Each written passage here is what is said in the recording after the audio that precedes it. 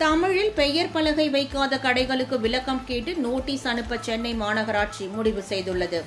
தொழில் நிறுவனங்கள் கடைகளின் பெயர் பலகை தமிழில் பெரிதாக வைக்க வேண்டும். அதற்கு அடுத்த அளவில் ஆங்கிலத்திலும் அதற்கும் குறைந்த அளவில் பிற மொழிகளில் வைக்க வேண்டும் என்பது விதிமுறையாகும். சென்னை மாநகராட்சிக்குட்பட்ட பகுதிகளில் உள்ள கடைகளில் இந்நடைமுறை பின்பற்றப்படாமல் உள்ளதாக புகார் எழுந்த நிலையில் இது தொடர்பான ஆலோசனைக் கூட்டம் இன்று நடைபெற்றது. கூட்டத்தில் தமிழில் பெயர் பலகை இல்லாத கடைகள் மீது விரைவாக நடவடிக்கை எடுக்க வேண்டும் என முடிவு செய்யப்பட்டது.